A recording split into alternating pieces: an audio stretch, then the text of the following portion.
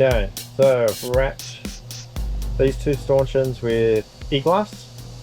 The reason I've wrapped the base of these two stanchions with e-glass is so that they are isolated from the carbon tube that these stanchions will live in. Why will these live in carbon tubes? Because we're going to make carbon sockets that are internally recessed into the yacht, into the boat.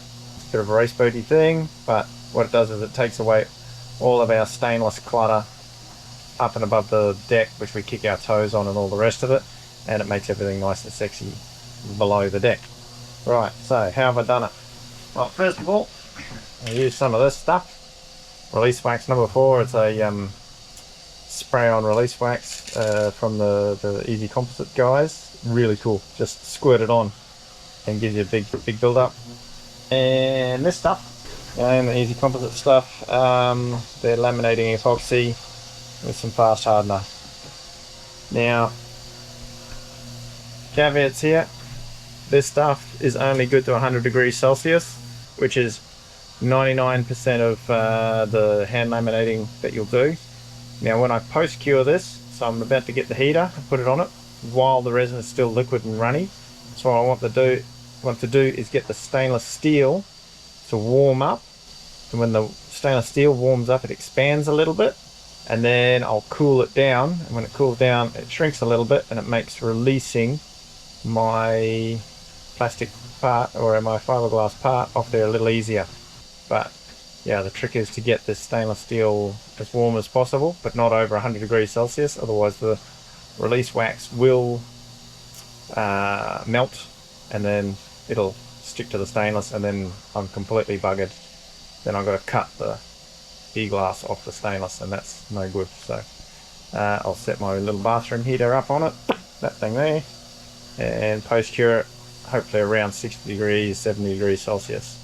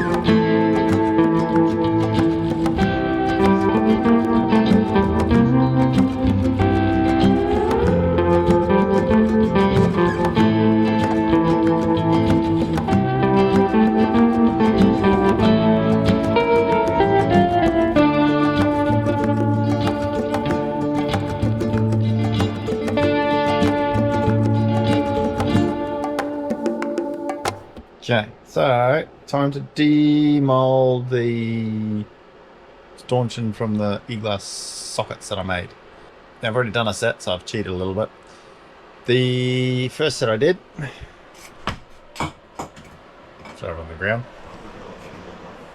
First set I did, so you can see they came off. So I heated it up to cure it, then I froze it to make the metal contract even more. Then I was able to slide them off. This time around I didn't freeze it. I'm not freezing it. The wax is only good for 100 degrees Celsius, so I'm actually warming it up quickly. Probably left it a little bit long here, to actually soften the wax, and then I pull and slide it off. So let's see if I can show you that process. Turn that off. Might have got it too hot. Trying to set the camera up. Can you see it? Oh yeah, there you go. And then, twist it and slide it straight off. That was pretty easy. So what happened is, yeah, the wax has gone soft, melted, and liquid. Oh, that's a bit hot. Even though that the tube is expanded, the wax is liquefied, so it's created a really soft barrier for it just to slide on out. So easy.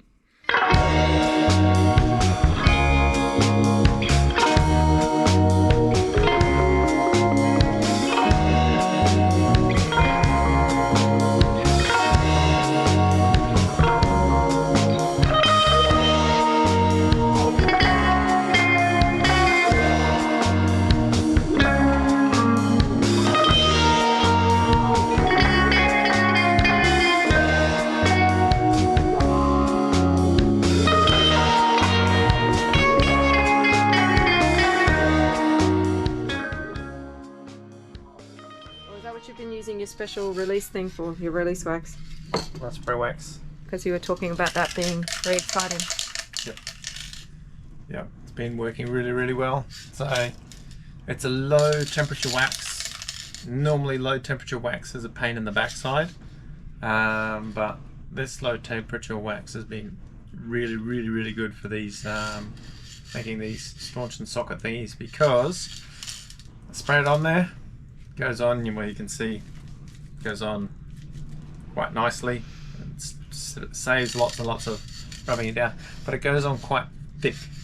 Normally that's not the greatest thing because you end up with wax transfer and all the rest of it, and yes, I've got wax transfer on the inside of those stanchion sockets, but I don't care having a bit of wax on the inside of those sockets because nothing's going to get glued to the inside of the glass bit, because the glass is going to go against the thingy here. But what it's really been good for is releasing. So I've made more than my fair share of carbon tubes, composite tubes, mostly carbon tubes. And the biggest issue you have is releasing the tube from the mandrel, and the wax, low temperature wax, has actually been fantastic because I can heat it up, melt the wax, and because the wax is actually a bit thick as well, because when you spray it on, it sprays on pretty thick, it gives me just enough tolerance that I heat it up, it melts. The tolerance between the tube that I've made and the mandrel is just right, that I literally warm it up, wax melts, and I can slide the tube off by hand, which has been really, really, really nice.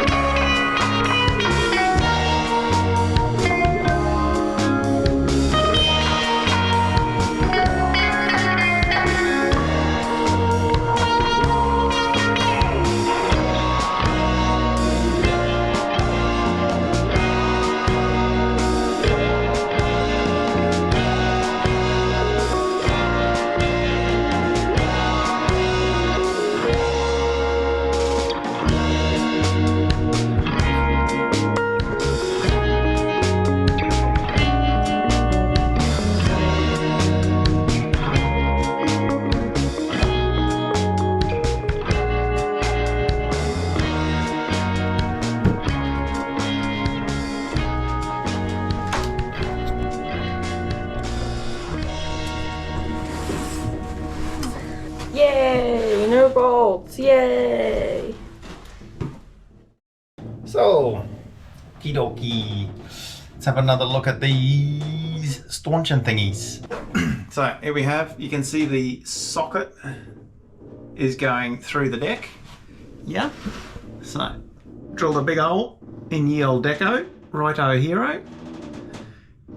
Then there's this nicely 3D printed part, which is actually the drain section for my socket. And here you can see a little black line. That's actually a little carbon tube that drains the water out of the socket, out the side, the top side. Okay, now I've got to drain the water out of this because I'm using metal stanchions. Okay, it's a little bit not new for me, but unusual in that race boats we generally use the S-glass or titanium stanchions, so we don't suffer from the issue of crevice corrosion. I could leave these blank, and the amount of salt water that gets in there is very minimal, and the fit that I have is really neat, so the amount of water that gets in there is very low, but it still gets in there, and I don't need it staying in there, so I'm draining them all overboard. The other thing you can see here is the gusset that goes from the socket to the top side.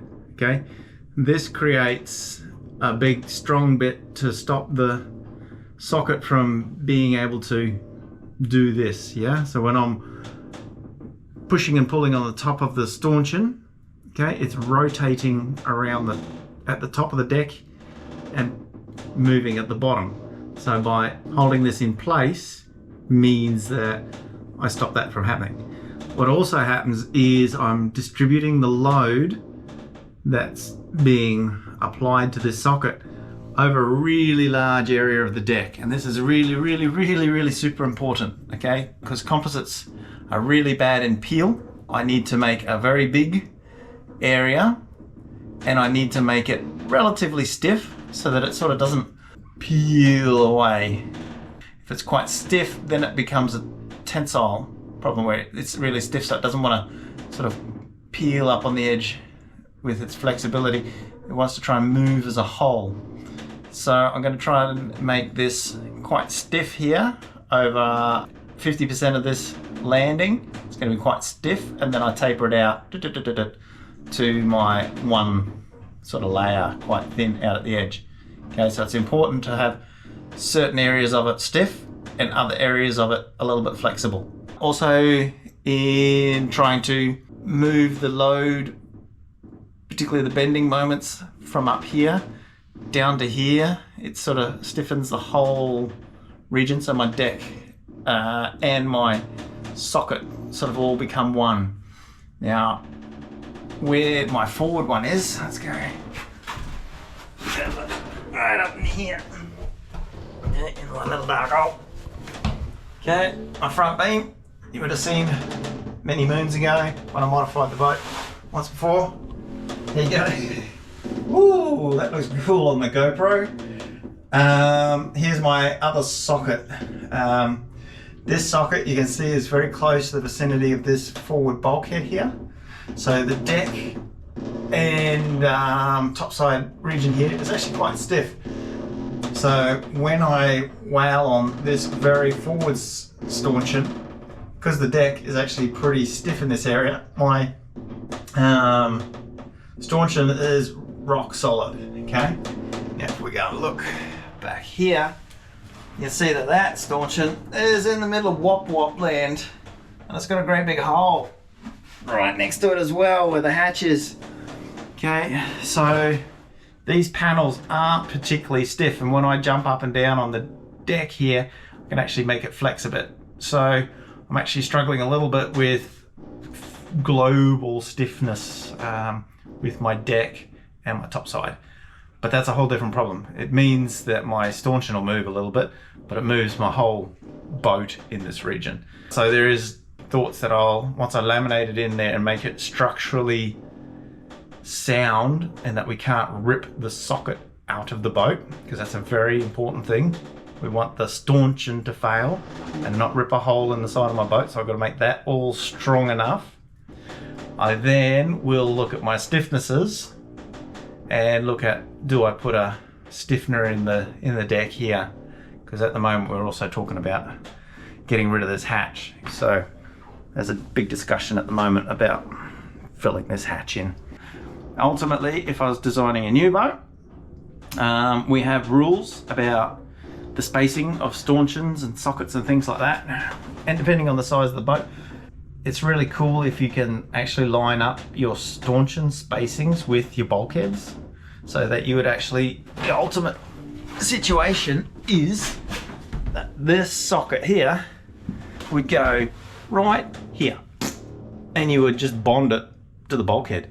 That's the best situation you could ever have, is actually that socket there bonded there. But that means that your bulkheads spacings have to be the same, have to happen to line up with your stanchion socket spacings. And it's not that often that happens, but in boats between 40 and 50 feet, bulkhead spacings are between that 1.1 meter mark, just because your panels sizes happen to work out to be that big. That you can get your stanchions to line up pretty damn close to the spacing requirements with the bulkheads. In the case of Paikea, it's not the case, and everything's already been dictated previously with the layout, so I can't change that, so I just got to deal with it. Let's talk about a couple of ways to attach the stanchions to the deck. Now, this is pretty important. There's been some awesome testing done on this. It was done in 2012 when we started to see a whole bunch of failures coming about when everyone decided we're going to go and put composite connections between our carbon boats and the stanchions, moving away from these metal sockets towards a different, lighter, cleaner method of attaching a stanchion. So there was a lot of failures, and a Tasmanian design company, Fred Barrett Yacht Design, and Brett Van Munster from Van Munster Boats built all the 18s that we used to race. Still builds the 18s that we used to race, but yeah, cool boat builder. He and Fred and I can't remember the third guy did some testing and studying into different socket arrangements and the way that they failed, and whether you should or shouldn't implement materials into the rules for sockets and stanchion arrangements. What they came back with was that sockets are good because the socket supports the tube and the sockets don't fail. The tube always fails first because, of course, you know, we've got a larger diameter something supporting a smaller diameter thing. So the smaller diameter thing would always fail first 90% of the time, provided that you didn't rip a hole in the boat, because this was not significantly attached to the boat. If you have a stanchion that's super strong and a socket that wasn't quite up to par, people were actually ripping holes in their boats with their stanchions and socket arrangements, right? But that was easy engineering problem to solve. To throw more material into your boat to make a socket survive was pretty easy. Now, like I was saying before, we've got a bigger diameter thing supporting a smaller diameter thing, and always the smaller diameter thing would fail first. Right, that in itself will tell you about the next thing that I'm going to talk about, is whether or not you should spigot a stanchion. Now, what did I just say? The bigger diameter thing always survives and breaks the smaller thing. Now, if you've got a spigot, the spigot is in smaller diameter than the stanchion. And what Fred Barrett and Brett Van Munster showed, that a solid glass pultruded spigot would fail before even bending or deforming a stainless steel stanchion. So they tested the stainless steel stanchions on the pultruded, spigoted ones, broke them, no good. That was a definite wipe that off the list. Don't build stanchion arrangements like that. What they did test then was the difference between the stainless steel, and a guy by the name of Sneaky, who's got C-Spar in New Zealand, supplied them with some S-glass stanchions. And what they found was they could not break the S-glass stuff, really. It was just stupidly strong. The requirement that the testing was based around was that 52 kilo tip loading. If you survived that, then that was good, because that was under the balustrading requirements and laws, that if you have a balustrade or a veranda on a house or a building or a industrial environment, there was rules about balustrading and people not breaking the balustrating, falling to their doom. So they use that same methodology of design and testing where they put the load at the top and see if it would fail. What they found was that the stainless steel stuff would just pass. So what that meant was, of course, then that your socket and hull arrangements had to be super grunty because you wouldn't break the stanchion. So Sneaky's stanchions will survive, but your boat needs to be grunty to be able to handle it. Okay.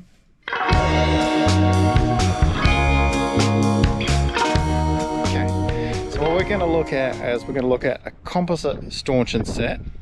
These are E-glass, oh sorry, these are S-glass.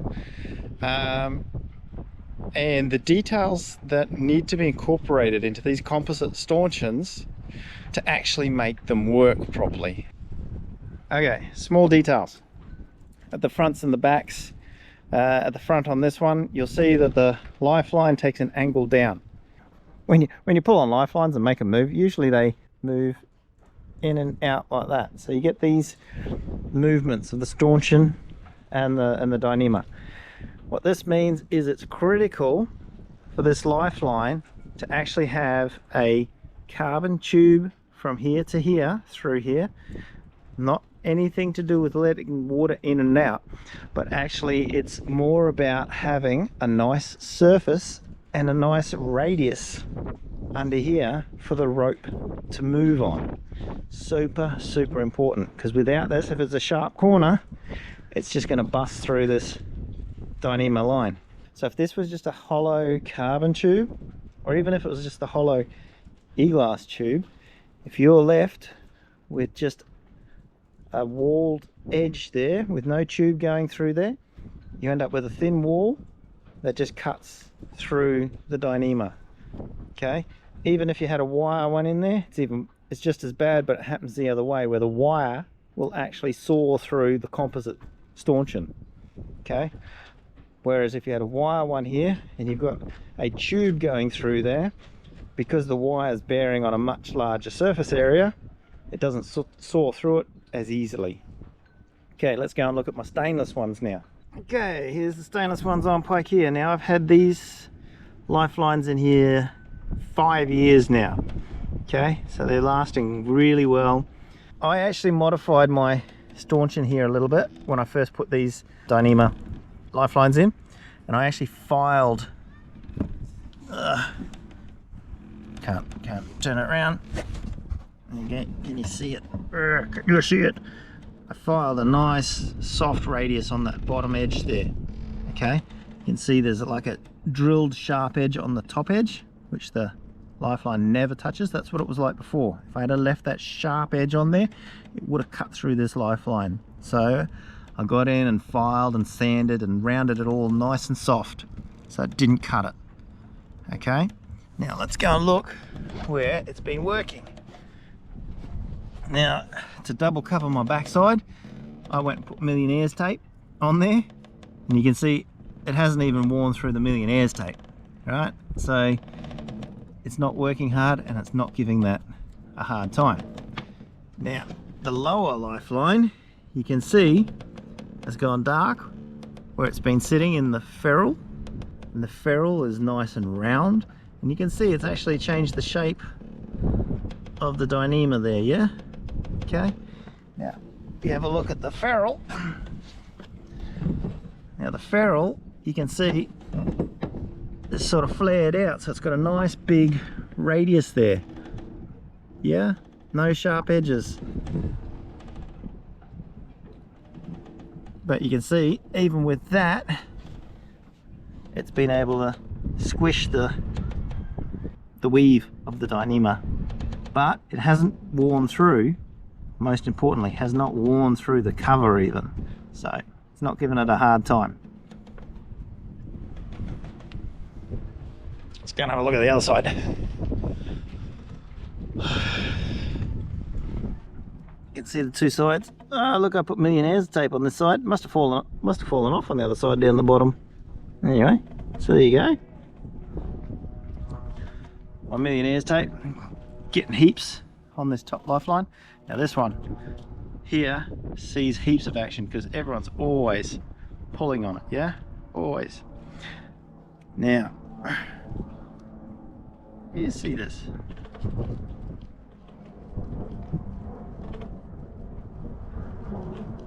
Yeah, see how much that base was moving then? That's what we're trying to reduce.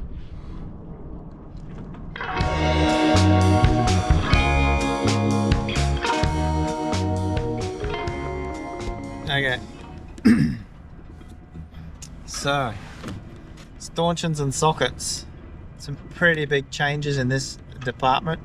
We've gone from the metal base and stainless stanchion to a full composite socket and stainless steel stanchion. Now, the reason I went from a deck socket to an internal socket is to get rid of all this metal work, because it all sticks out and it's ugly and catches toes, and you got nuts and bolts and rust and all sorts going on. So you can see this is quite a nice clean setup. It'd be even cleaner if they hadn't molded this square base plate in here and it was still a continuation of the shape of the deck, but you know, hey, it is what it is. Wiggle it, it's solid. Okay, so something I should mention is about lifelines. There is a bunch of rules about lifelines, and there's two authorities that I look at with regards to these. First is the offshore special regs from World Sailing, and we use it a lot for setting up race boats. Now it's quite good because they actually change a lot, and there's actually new rules in this season's offshore regs, because we're seeing mono hulls with great big chamfer panels on the front, blah blah blah. So they've actually updated what's defined as deck and where stanchions go. So it's something that's evolving a lot, and with regards to what's current. So they talk about synthetic lifelines versus wire lifelines, what you can and can't use for class 1 and 2 offshore versus 4 and 3 inshore coastal type stuff. So it's really good reference for if you want to set up boats, and it's really good reference for what you want to do for safety gear. The other one is ISO. ISO covers a lot of what rules and regulations in regards to the design and structures of boats and how they should operate. They cover a bit on these, and there's a basic guideline that your safety rails should be able to handle a 52 kilo load from the top pushing in and out. So future Shane interjecting with the video. For shits and giggles, the boys and I, we actually set up a jig here with some scales, and we actually tested these stanchions and loaded them to the minimum requirements where we load it and make sure that it returns and doesn't bend and nothing happens. Tested the other side as well, but we took it to the full 58 kilos to see if things would break and bend and buckle and carry on, and surprisingly enough it survived. The only thing that happened was the base just bent in a little bit, so I was a little surprised at how well the old stainless steel system worked and survived. So it gives me great confidence that our composite system will really work well. Why am I staying with stainless steel? Because stainless steel is actually good when it fails on a lifeline.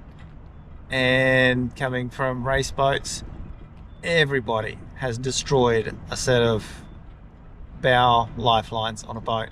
When they fail and they bend, and they stay there bent and messed up. Sometimes they will break, particularly if you try to straighten them again, but 9 times out of 10 they'll bend and buckle and they stay there, and you still got some sort of lifeline there.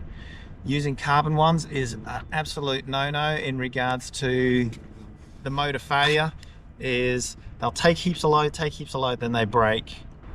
The best stanchions that you can use are S-glass, because they're super strong, way stronger than the stainless steel. Every bit as close to being as strong as the carbon, but when they fail, they don't explode and fall apart. They're but the resin basically cracks and fails, but all the cloth and the glass still sort of stays together, so it doesn't completely fail. But because it's S-glass as well, it will bend and flex a very, very long way before it fails. So there's a little bit on materials. So don't put carbon stanchions in your boat. It's not a good thing. If you're going to go composite, you put S-glass ones in there. And the other next best one is your stainless steel ones. Aluminium ones, again, same as the stainless, but you've got to really increase the diameter of the alloy ones to make them strong and stiff enough. So metal, it's good. Composite, S-glass is your only option.